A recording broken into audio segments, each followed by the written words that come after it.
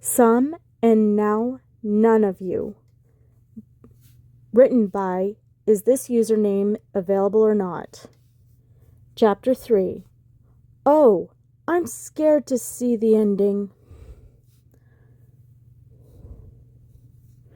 2 years later, when Morgana woke up from another nightmare for the 4th night in a row, she made up her mind. Merlin must come back, or Arthur would surely die. Ever since his coronation, 2 months prior, she'd been plagued by visions of him dying through every possible method possible. It was gruesome. The visions were scattered when they started, but they started dangerously increasing in frequency, and it had reached the point where Morgana was scared to close her eyes. She did not wait for Gwen to be up with breakfast and quickly freshened up before hurrying to Arthur's room. It was the best to catch him before the day's events made his ever-present sour mood even worse.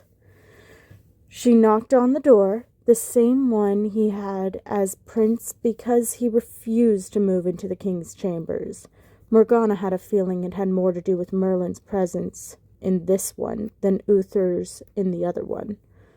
Of course, Arthur denied it when she joked about it.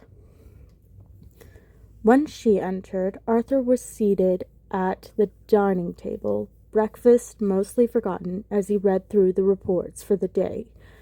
When he looked up at her entrance, she could see the bags under his eyes. Morgana hadn't realized how exhausting ruling a kingdom was. Uther had worn it well, but then again, he was comfortable in his reign.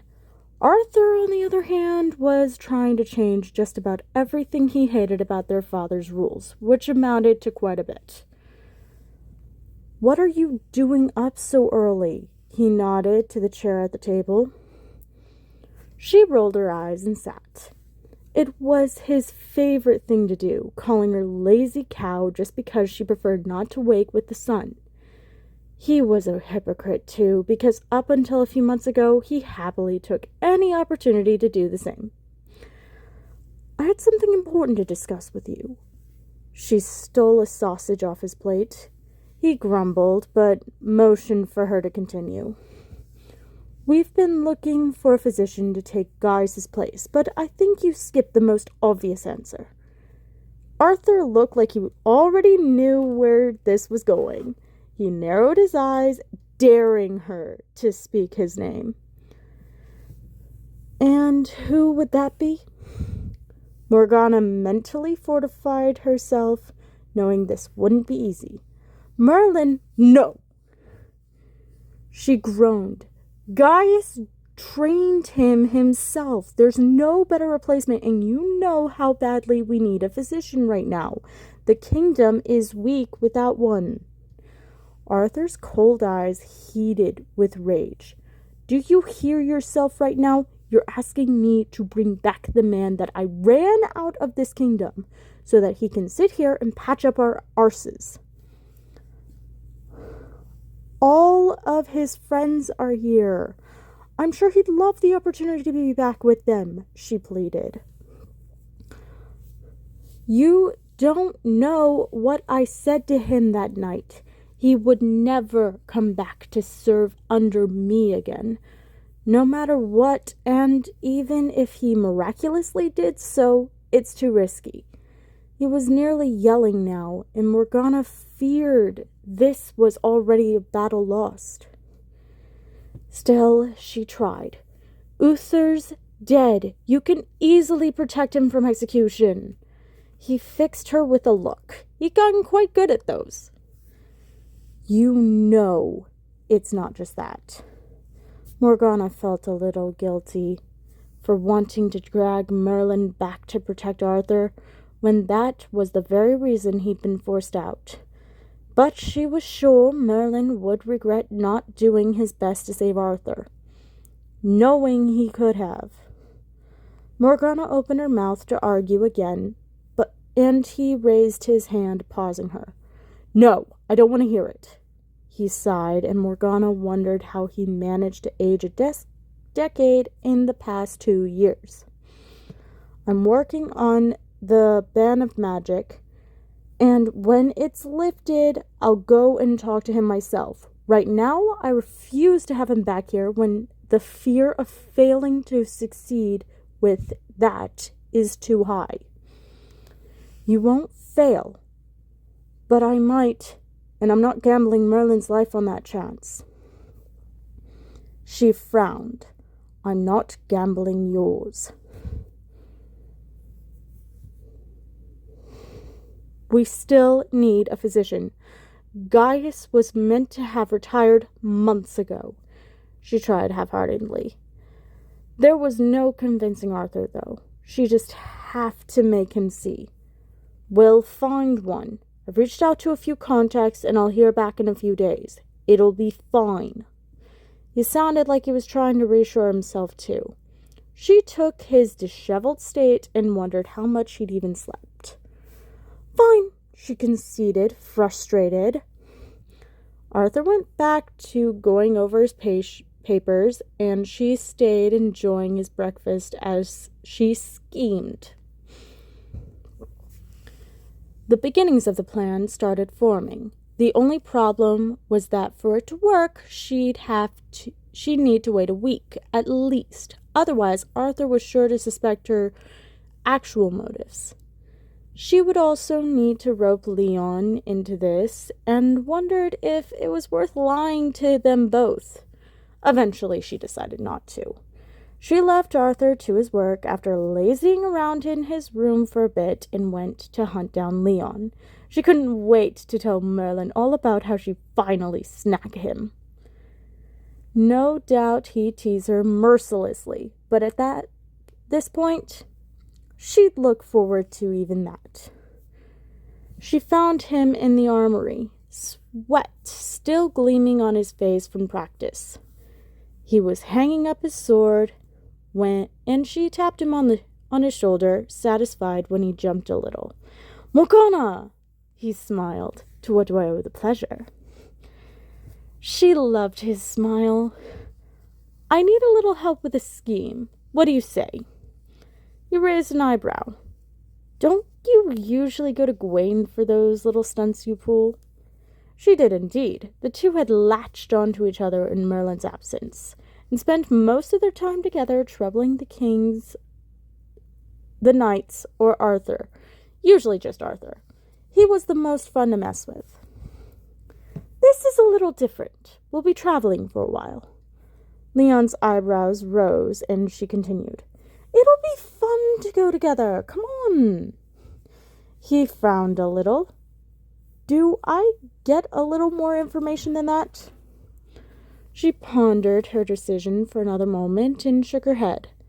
"Best not. Can you trust me?" Her real reason for not telling him was to protect him. If Arthur made it a big deal, she'd hate for him to deal with the lashback just because of her. And if the last 2 years had proven anything, it was that Arthur could be downright evil when pushing one of the knights for something. He sighed. "I trust you. You're not planning on killing anyone, are you?" She punched his shoulder. "Now, why does that sound like you don't trust me?" He shook his head furiously, all while grinning like a fool. "Never, my lady."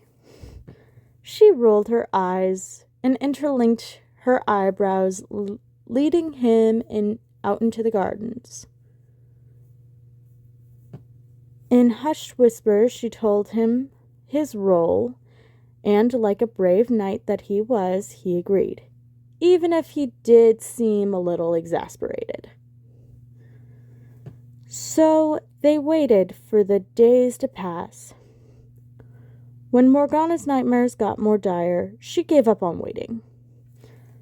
She could tell Leon had noticed her on-edge behavior, but every time he commented on it, she waved him off. What was she supposed to tell him? "I'm a witch. I see visions of the future." He'd probably run her through with a blade himself. She shuddered at the thought and pushed it out of her mind. For now, they stood in front of her brother, putting the plan into motion, and a few days early. You want to take her to visit your family? Arthur glanced between the two, puzzled. Right now. He was right to be puzzled. It was a busy time at the castle, with distant kings and lords coming to renew their alliances with Camelot after the shift of power. Leon remained steadfast despite his quickly reddening ears. Yes, sire. We've been courting for almost a year now, and my mother insists on meeting her. Arthur hummed. All right. Morgana tried her best to hide her shock. She thought it would take a lot more convincing. When will you be back? 2 weeks. A week. Morgana glared at Leon. 2 weeks, she hissed at him. Leon sighed and conceded. 2 weeks. Arthur shook his head, surely cursing the menace of his sister for corrupting his best knight. If the slight glare he shot at her was anything to go off of. But he conceded. Sure, enjoy your time off. You've certainly earned it. Thanks, Arthur. She grinned. He would thank her once he came around.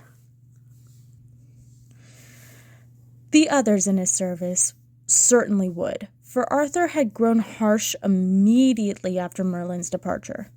He could rarely be seen joking around with the knights now, and he'd entirely pushed away Gwen, who he used to so enjoy conversations with. He would simply go through the motions for the day and then disappear into his chambers.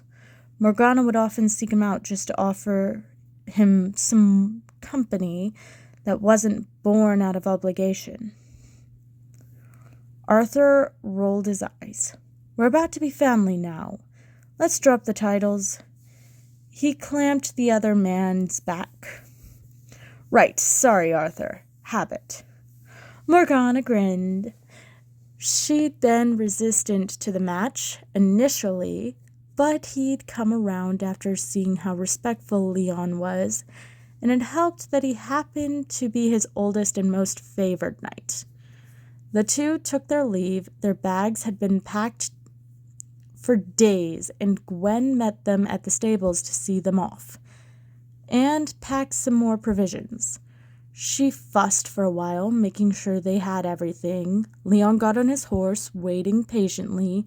Throughout all of this, he never once wavered in his support of her. Finally satisfied, Gwen leaned in for a hug. Bring him back home, she whispered. Oh, I plan to. All right, and that is chapter 3. I'm doing this all in one take because I have not figured out editing.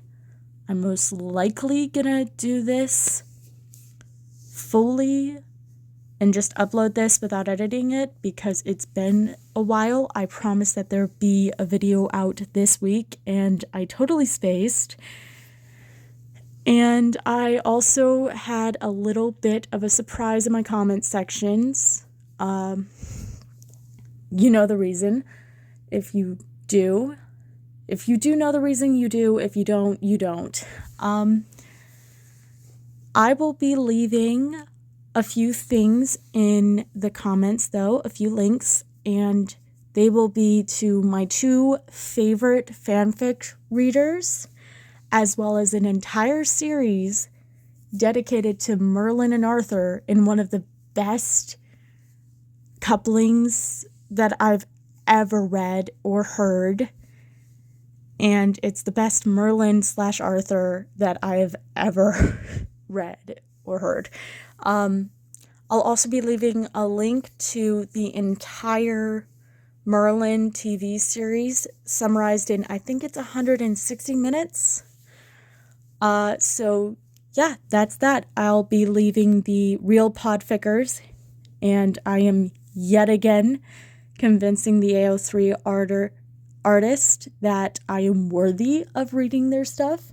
Hopefully I'm continuing to do so, and like one day I'll be able to consider myself a real pod figure. But for now, I am just trying my best to be worthy. All right, well, you have a wonderful day. Beloved person reading this, I don't know. Have a wonderful day. Thanks for watching.